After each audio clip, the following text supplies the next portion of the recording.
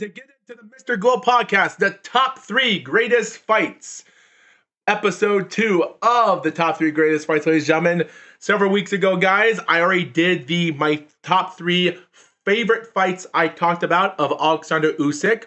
I went through his entire career, not his amateur career, but a little bit of that. And everything from start to finish. And even though it says that he might still come back for boxing, former undisputed champion is still on fire. And even though he's 39 years old, I have said this before and I'll say this again, he might not... I still think he still has 1 year left in him. I always say that. By 2025, he might have one good fight and so. And I like I said before, guys, I do see Alexander Usyk having a couple more fights left in him. Because I point that out, because Vladimir Klitschko lost his title in 2015 when he was 39 years old. So I'm like, well, if Usyk does win a fight or so, and he'll win a fight similar than how Vladimir Klitschko went 12 rounds against Brian Jenkins, his last win before he took on Fury. And I'm like, well, it's 2025, so if Usyk does have one fight this year, he might win. Or if he has 2 fights, he might win both fights. So I always think he might have a couple good fights left in him. But maybe in 2026, his father time might get the better of him at 40 years old. So I do think that it might almost be time for him. So like I said before, I might see a couple good fights left in him. I just hope Daniel Dubois doesn't defeat Joseph Parker. But yeah. But ladies and gentlemen, the real reason I'm making this episode, and sorry it's been now 2 minutes since I started this. This might take a half an hour or maybe 40 minutes, depending on how long this podcast is, because this one might go by really quickly. I am reviewing my top 3 favorite fights of all time. The undisputed super welterweight, 2-time undisputed middleweight, unified super middleweight, a 1/4 of piece of the light heavyweight, and now a undisputed heavyweight champion, Claressa Shields, the T-Rex, the GLOAT. This is it, ladies and gentlemen. So guys, if you guys haven't seen my Alexander Usyk videos of my top 3 fights, like I said before, guys, I review all the fights. It's similar than how the Deadlock podcast talk about their favorite theme songs. They talk about one wrestler. They start from their first theme song in their career to their last, and then they pick their top 3 favorites. If you haven't watched the Deadlock podcast or any of their videos on YouTube or their information, you might not know what I'm doing here, but if you have, well, it's similar, but only this time it's not theme songs or entrances. It's the entire fights of their career. So with that being said, let's break it down. And break it down, ladies and gentlemen, is crazy. So in 2010, Claressa Shields started out her career becoming the 2010 U.S. Women's Junior National Finals. So she went on there, she became a winner, but a year later, even as she scored that good knockout and went all high note, by 2011, she was the U.S. PAL Championship. She was another junior national champion a year later after her first win last year in the Illinois Female Invitational. She was involved in the Olympic trials in 2012 and such, and she went on to win it. And she had some interesting fighters with fighters like Mary Spencer, Chatiku Hemingway, the woman that, her record is in professional boxing is not good. Well, technically it was 2-0, but her career ended in 2022, so she's gone. But she should have had something. She even took on French on Cruz Dezern in the 2012 USA Olympic trials, which is kind of crazy that I did not know that until looking it up before I started this. But of course, in May the 14th, in the World Championship of the AIBA 2012 in China, Savannah Marshall defeats Claressa 14-8 in score. But it didn't stop her a few months to go to the Olympics and win gold medal outright. And surprisingly, by that time, some people thought it was a fluke. She went on and she traveled to back in America. After her UK, she goes to places like Bulgaria in 2013, wins again. Another USA Women's Championship in 2014. She wins back to champions from Mexico to South Korea in 2014 and gets matches even from other fighters that I won't get through because I'm only talking about her professional career.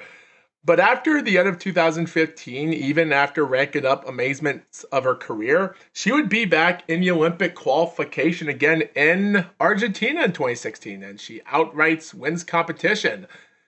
And then comes from out of nowhere, after she took everything there, she had two more tournaments to handle. She had the 2016 AIBA Women's Championship in the country of Kazakhstan, and she won that pretty good. And goes to Brazil to win outright, easily wins. And her final fight was against a woman named Nauchka Fontjin from Netherlands.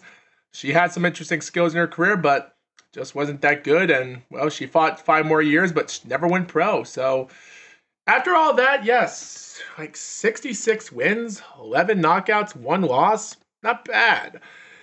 But the real story is Claressa Shields' debut. So, after that summer in Brazil, she debuts a few months later in November the 19th, 2016 against Franchon Cruz Desert. Now, these ladies were in their debut, so this was before Franchon Cruz became undisputed.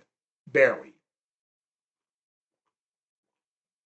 And guys, I don't think Franchon Cruz was a great fighter. She's had problems in her time.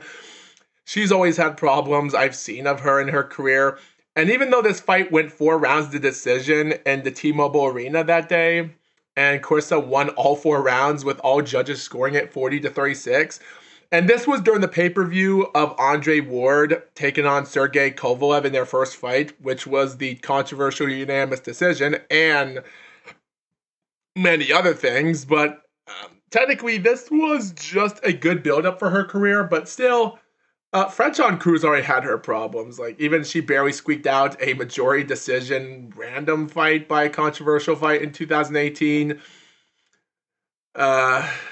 Which I'm sure some people might be surprised if I haven't told you the information, but that would take a long time. But won in a rematch. She lost against Alejandro Jimenez, but later Jimenez had a no decision because of a drug fail she had in 2020. And that was famous because after the end of round 9, before the final round, Franchon's Cruz's trainers were tired of that friggin' wig she had on, so they told her to take it off, and the crowd went crazy, and the trainer smacked her in the face. So, yeah. And then she even had to recover from 2021 and 2022, win back her titles, go undisputed, wins, and then loses against Savannah Marshall. And 5 months later, she wins the WBC super middleweight title again against Shadicia Green, but she hasn't been seen for a year. So, yeah, Franchon Cruz's career has not been that good, but it is what it is. But that doesn't mean her first fight was that bad. But this is the moment when 2017 became her rise to popularity. Claressa Shields would take on a woman named Sylvia Zabatos, a woman with 15 wins and 8 losses from Hungary. And this woman used to be, she did fought for a WBC, a WBF World Super Middleweight title in 2014 and 2015 in those 2 fights, lost by complete utter of fail. She lost her chances in 2016 and other fights from WBC Silver Super Welterweight, WBF World Super Welterweight, which I still count as a world title, 3rd. Loses Silverweight again, and yeah, lost hard by knockouts, and guess what? She lost in a round 4 knockout against Claressa Shields for the North American Boxing Federation. The rest of her career after this was all a fail. She just couldn't collect anything.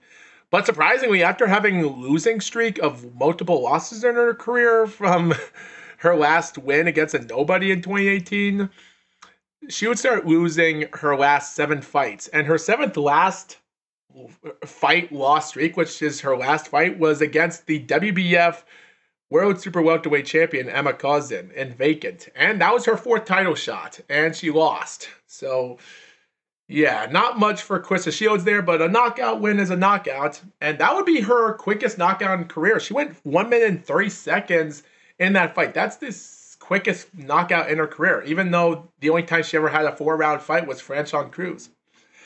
And then after March, she comes 3 months later in June 16, takes on Sydney LaBlanca, goes 8 rounds the decision against a 4-1-1 fighter. All judges score it 80-72 after 8 rounds and wins the WBC silver super middleweight. By the way, guys, I actually got really stupid about this because when looking at the BoxRec statistics as I see right now, her first fight against Franchon Cruz, she was 167. And then in her second fight with Sylvia, she was 159.5 and her opponent was 158. So her second professional fight was for the North American Boxing Federation middleweight title, not the super middleweight title. So technically, she dropped weight to go to middleweight, and then 3 months later, she goes back to 162 to take on Sydney LaBlanca, which she was 164. So technically, I did not know her second professional fight was middleweight. So all that time of me talking about how she started her first 4 professional fights in her career from 2016 to 2017 were all super middleweight, I was wrong. 3 of those were super middleweight in her at the time. And her second fight was the middleweight. But her 5th professional fight would be her 4th super middleweight fight and her last. But we'll get to that in a second because in August the 4th, 2017, she takes on undefeated Nikki Adler. And this fight, guys, when I watch this fight, I look back at it. I look back at it and I'm like, this was just a huge squash match. Like, in the first several rounds, Nikki Adler just couldn't win anything. A woman with a beautiful face, blonde hair, getting outboxed by this female that just became a legend. Like, an American fighter taking out a German like this. I felt bad for Nikki. She couldn't even land a punch in any of the several of those rounds. And even though these were for even though she was the WBC World Super Middleweight Championship, she won great fights and so on. And this was also for the vacant IBF Super Middleweight title, which, just to let you viewers know, the IBF was actually inaugural this same day, the same night when Claressa fought against Adler.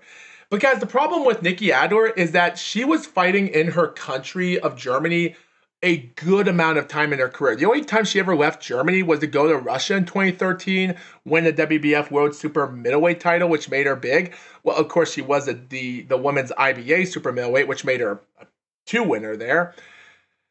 And then in 2013, of course, months later, she was still in Russia, wins another fight to win the WBC, and then vacant. In 2014, she had another fight in Russia, but came back to Germany and fought there. And then in 2017, in August the 4th, she went to America. So I think the environment where she was in is what cost her a problem because Claressa Shields was still young, she was still new, but that didn't mean that Nikki would have had a chance to go 10 rounds of decision with her. Like, she was 30 years old, she was older and wiser than I thought when I saw Claressa Shields. She was 22, but yet again, this was before Claressa Shields was over her head about everything about the Layla Ali thing, so I don't think any of the pressure was there. So Claressa Shields just brought in an easy win here, and by the end, by round 5, the referee of Michael Griffin stopped it at 134. Nikki just couldn't handle it anymore, and a year later, Nikki fights against Femke Hermans for the WBO Super Middleweight title, and Femke defeats her, and Nikki lost 2 fights, and that's the end of her career. So, and that last fight was in Germany as well. So, I feel bad, but you look at it, it just really stinks that her career went down the drain because of Claressa Shields. Just goes to show you how bad these great fighters that you used to love in your country just couldn't handle taking on these Americans. Even if Claressa Shields went to her backyard instead, would the outcome be the same? Well, it only depends on the environment and if people are going to start making things controversial. Who knows?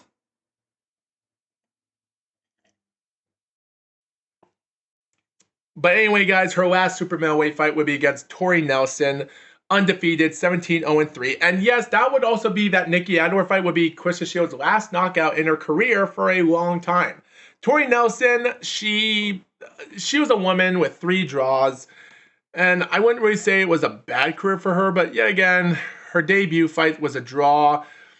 She barely squeaked out victories and had 2 draws in 2012 and 13 by the same fighter, Teresa Perazzi, for her WBC middleweight title, and then she dropped weight to go to the next weight down weight class to welterweight for some years to win the women's IBA title because she felt like she had no chance of being the big group there. But yet again, she was going to regret going back to weight because by 2015, she goes back to weight, wins out a UBF world middleweight title, and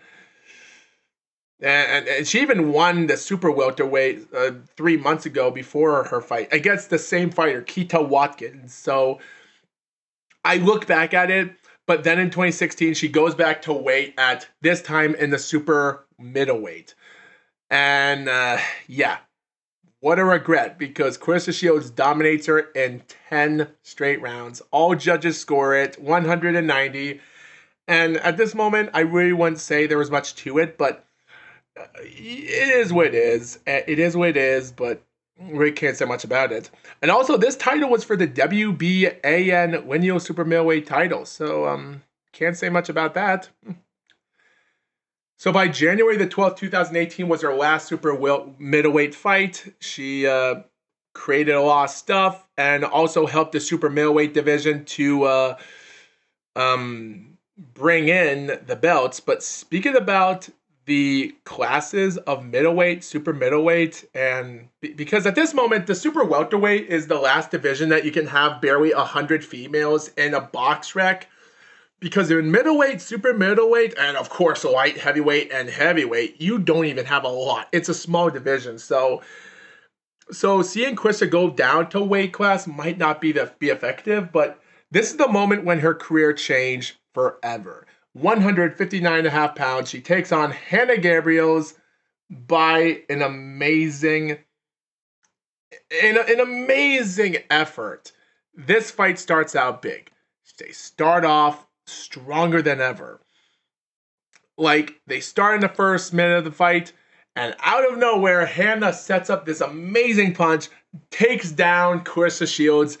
First time she was ever knocked down in her career.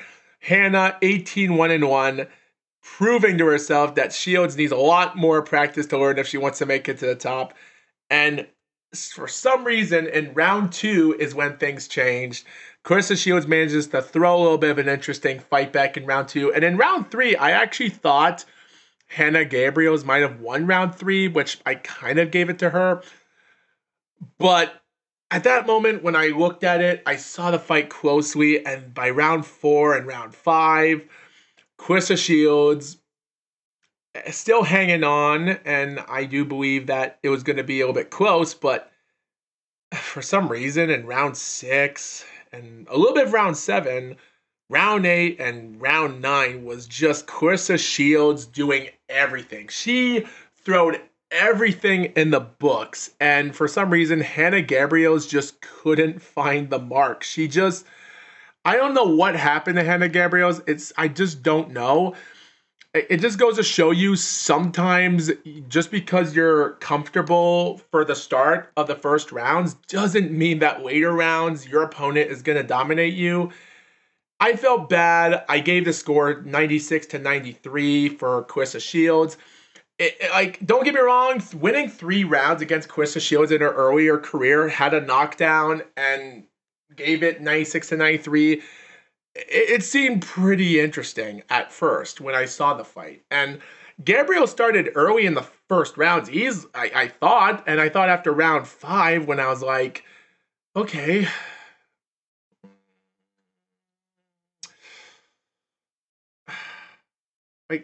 like both of their scores were 47-47 even after 5 rounds, in my opinion. But of course the judges had it differently because Michael and Kona scored all of those other 9 rounds in round 2 to round 10 for Shields, giving it 98-91. The other 2 judges had 97-92, and other fans had 97-92. So when I first saw this, I had 96-93 for some reason, and other people, I don't know. And as for Jeremy Hayes, him and I both went through the same situation. He scored round 1 and round 3 for Gabriels, while everyone else gave it to Shields, but for some reason, another guy named Procopio, whoever his name is, he gave round 1 and round 10 to Hannah Gabriels, while I gave round 1, obviously, and round 3 and round 10 to Gabriels, but those other two judges gave it 1 each. So I was like, okay, so it should have been 96 to 93. I don't know. Let me know, because at this moment, it seemed like it didn't seem like it was a close fight in my opinion, but it is what it is. It was a pretty good fight. Shields came back from adversity due to that knockout, and it was amazing. And of course, guys, months later to November 17th and December the 8th, she had 2 fights in 2 weeks. November 17th to December the 8th, and both those 2 fights ended with 100 to 90 in both those fights by all judges. Her first fight. Oh, and by the way, that was the IBF World Middleweight title, was also a vacant belt that was on the line as well that night with Hannah Gabriels, because the IBF World Middleweight also had a vacant belt.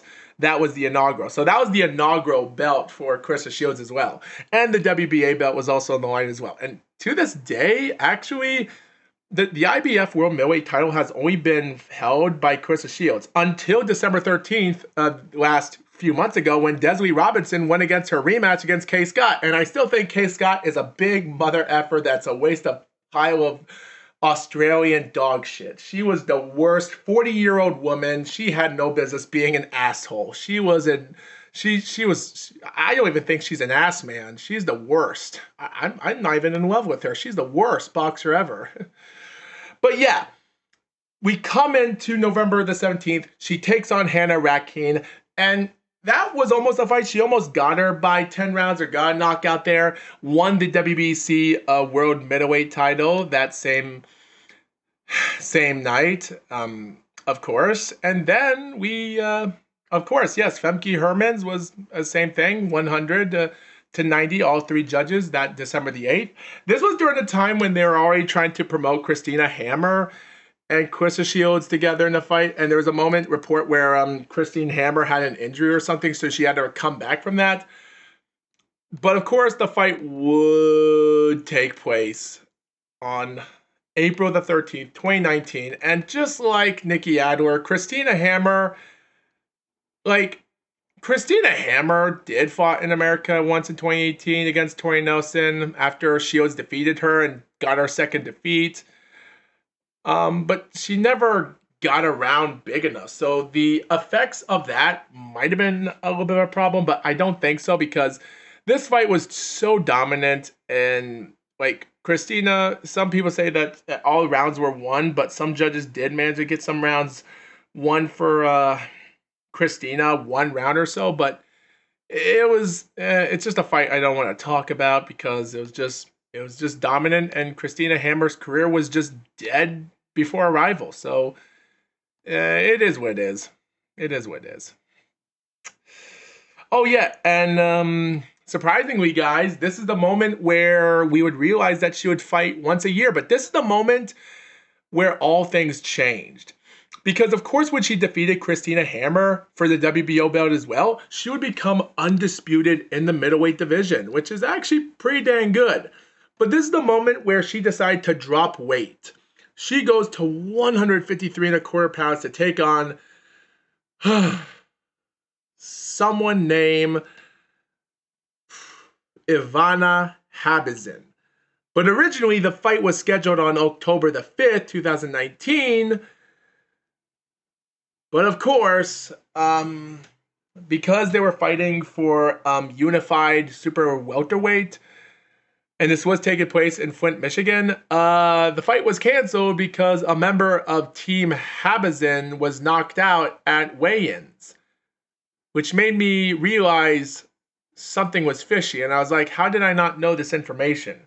But they would recover from that until January the 10th. And most importantly, oh yeah, and that Christina Hammer fight was also the inaugural Ring Magazine middleweight title. So another inaugural belt Claressa won. Man, Claressa's making boxing really entertaining for these belts to come alive. So yeah, but of course, guys, as I said before, Ivana got knocked out in round 6. She just couldn't handle a lot of the pressure and other things. The WBO and WBC belt was an easy win for Shields to win the super welterweight. It seemed like she was more built as anyone else. Now, guys, we have a Canadian fighter, southpaw named Maria Eva Dakari, and if you think this is the last time Shields would take on a Canadian fighter, you're dead wrong, because it would have to take a long time, because they would never fight again in pros until March the 5th, 2021. So it took us over 14 months for Shields to get back to the ring, which is because of COVID, but yet again, that's the way life goes. The fight went on. Maria, never a knockout person, and technically she lost. And super welterweight undisputed champion Claressa, yay!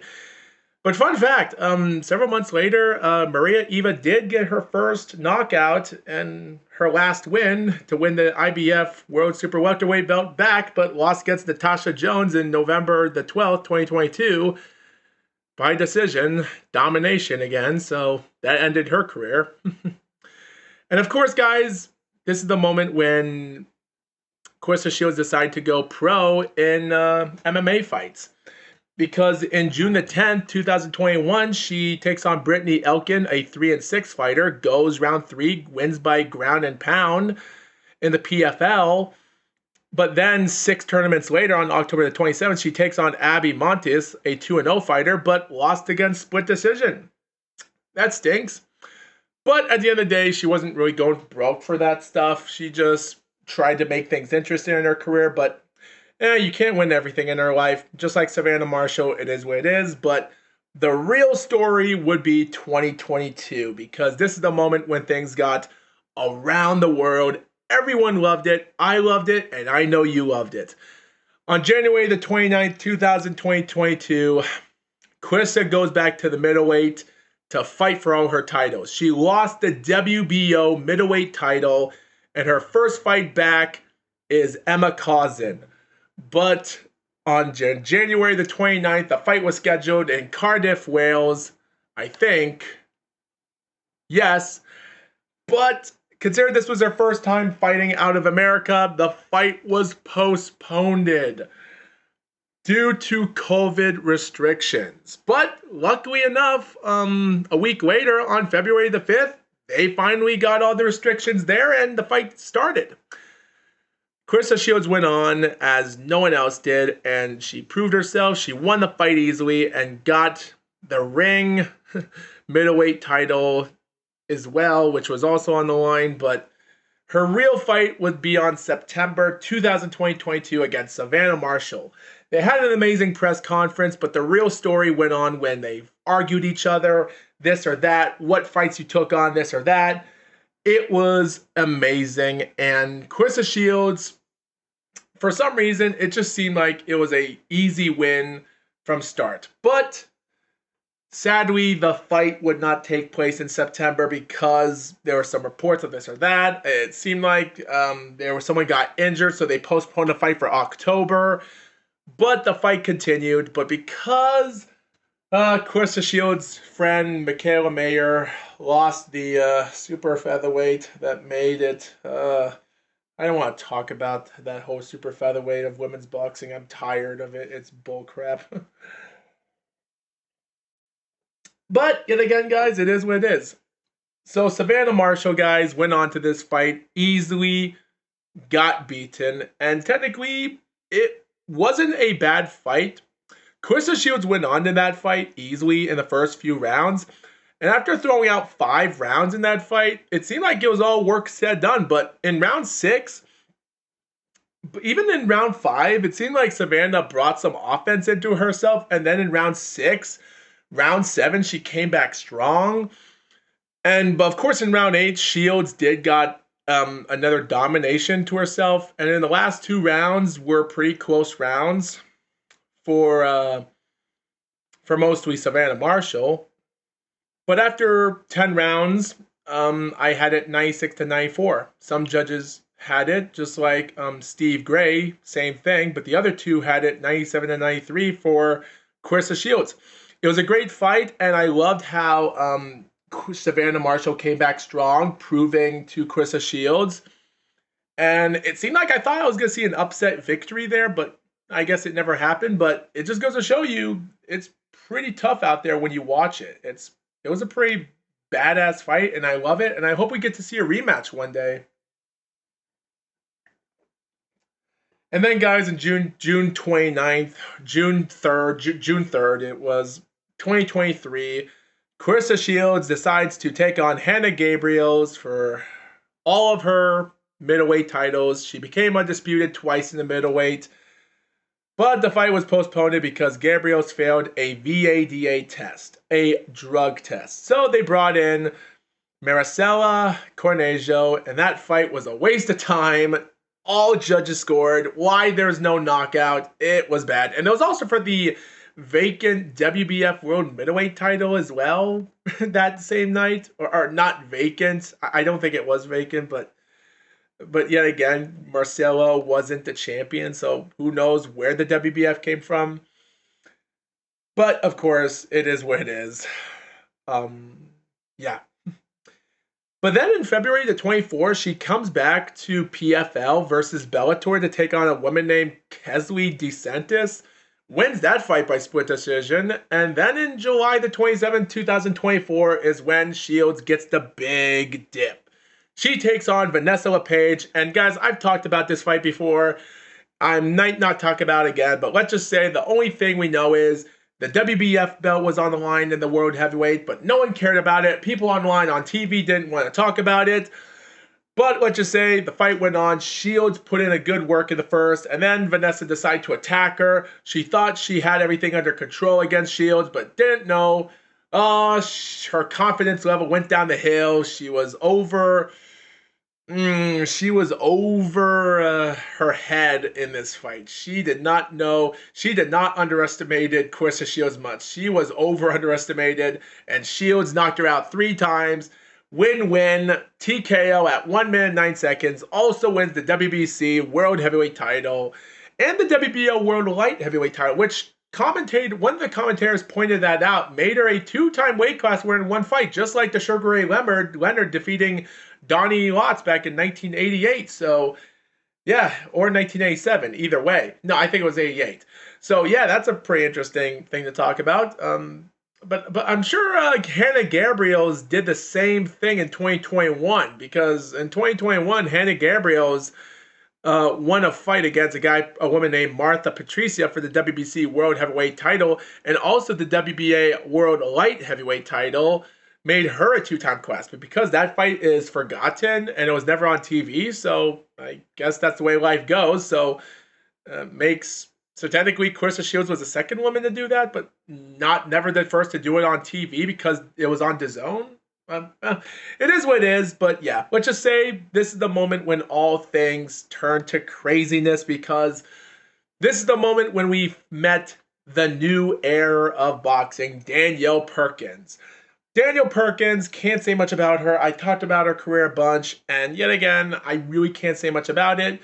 A woman that had to recover from a car crash incident of getting hit by a car while coming out of a grocery store, this or that, former basketball player, comes through all adversity to fight in boxing, wins world champion, and her third professional fight in a rematch against her first debut fighter, wins the WBC Silver Heavyweight title, but for some reason, people didn't want to fight her. But then she comes back in March 2024, wins it. And that same night where Shields defeated Vanessa LePage, Daniel takes on a really tough woman that was pretty tough. With 2-1 record, she was still a dangerous female to take on against. And Perkins, never much of a power puncher, considering her opponent really got a lot of power into her, but did give Danielle Perkins a hard time in that fight. But the judges didn't see it that way in 6 rounds. But yeah, I did thought to myself, there's no way Danielle had what it takes, but you never know. And this fight put in a good effort. This was not just for the titles, this was for all the marbles. So the WBO World Light Heavyweight title is still won by Shields, but now we have the IBF belt on the line, but the WBO and WBA and the WBF belt All of those belts are all inaugural, all vacant belts. They're all on the line. Shields put in a big effort, takes on Perkins, goes through round one, and in round two, it seemed like Daniel Perkins did put an interesting sort of competition in the second round for some reason, and kind of won that round in my opinion. But by round 3 and 4, Shields did put a big effort. She did stumble her opponent in round 3, and she did fell to the ground, but it was a slip or fall, this or that by the ref. In round 5, it seemed like Shields was taking it easy and a little bit too easy, but by round 6, she hurts out her opponent again. And in round 7, I thought she was going to end it all, which was her biggest win round ever. But after the end of round 7, I really couldn't say if she was putting in a good effort or not. In round 8, I was seeing Daniel Perkins. I will give credit for Daniel Perkins. She was putting in a good effort. Like, she was a 6 foot tall woman, and Shields was 5'8", so she had to worry about her height. She didn't want to overput a lot of mess into her career, but she did have some interesting defensiveness when Perkins was attacking her while she was in the defensive mode in round 8 for some time, and Shields was just getting every punch missed around her and won. But Perkins did not want to give up. And in round 9, she put in her best round of today. And I thought Perkins shocked something on Shields. And I thought Shields was going to screw up. But I was like, she has to do something to survive. And after round 9 was over, I thought she was going to win another round to make it 97-93. And surprisingly, during the 1 minute and 40 seconds of that 10th round with 20 seconds to go, both females were even. I didn't know which round they won. It just seemed like this is a close round for me to judge. I thought Perkins might have won this 10th round, but with 15 seconds left to go, she throws a left. Shields moves to the right and angles a right. A really right hook and takes out Perkins. But Perkins puts her gloves to the canvas. It was a knockout, but gets back up, and the fight is over. I had 98-91. Other judges had it 99-90, 97-92, and 100-89. So it is what it is. But yet again, guys, the fight was over, and it was the world title. So what do I have to say about Shields' career? Well, consider it's been 37 minutes since I actually talked about this. Technically, I really can't say much about how all of this became big. Shields took the glory to everyone that day, and all I can say is it was a great win for her career, and it just goes to show you it was a great win. Even though there is no lineal weight or ring title on the line that night, but still, it is a win it is. It was a good win for her and an easy win, so congratulations. So guys, what about the light heavyweight title? Well,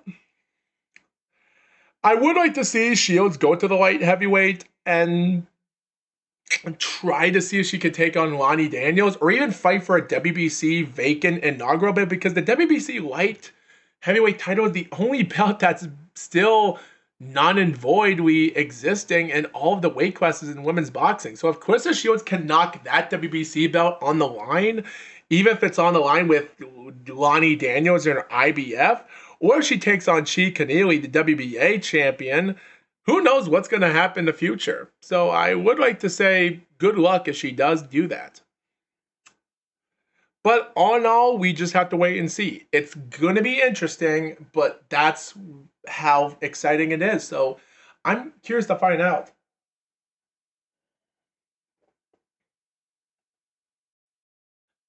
So, with 39 minutes of this podcast, I'm actually happy I got this one. I got this one done easily, so I'm happy about that. So, what are my top 3 fights? Well, guys, I'm going to start from the bottom to the top. I'm going to start from my number 3 because, guys, I know which one could be number 1 or number 2, but I don't know, guys. Number 3 is a really tough one for me to pick. I know which one's number 1 and which one's number 2 for my picks. Well, I think, because I don't know which one should be number 1 or number 2, but number 3 is a pretty tough one for me because like I want to pick Danielle Perkins or maybe Christine Hammer or probably maybe Nikki Adler because that was her first legit title in her young age and it was her big win because it was a knockout. Like those three fights should be one of them should be in my top 3. Like Christina Hammer, Nikki Adler, and Daniel Perkins weren't like they were fights that were dominated by Shields, but they made her history. Like they made her undisputed champion in those fights, and the super middleweight made her because it established the titles as legit at the time. Like Nikki Adler was a dominated fight, but yet again, that's the same thing for Perkins and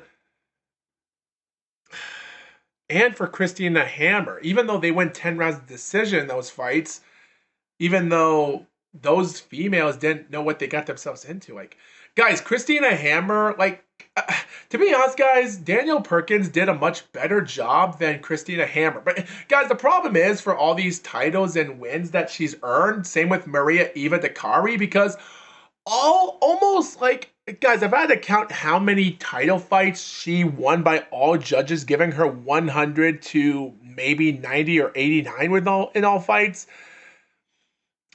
Claressa Shields has won a multitude. 6 of her world title fights in her entire career have all been won by judges, giving her 190.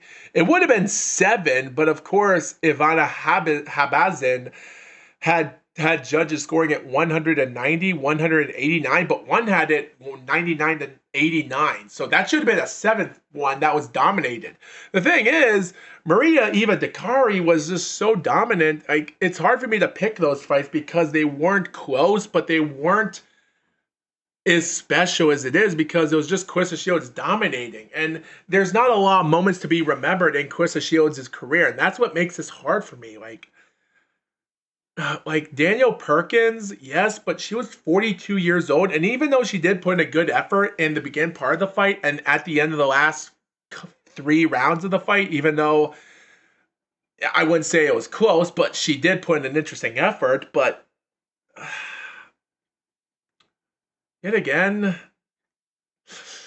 you know what, guys? I'm gonna say number 3, Nikki Adler. Like I felt bad for Nikki Adler losing that way. It was, but yet again, when you look back at it, it was her great win by knockout. It was a great win for her career, and it started out as really great. And even though Vanessa LePage or her second professional fight ended by knockouts as well.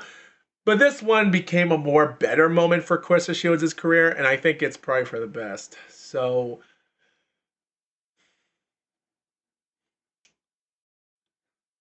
I don't know, Hannah Gabriel or Savannah Marshall. Hannah Gabriel and Savannah Marshall are 2 fights that are tough for me to pick because Savannah Marshall had problems in the first 5 rounds and started winning rounds late, while Hannah Gabriel was winning the first couple rounds, but then started having problems after round 4 and round 9. So, like in those 2 fights, Claressa Shields did have problems, but not problems that were.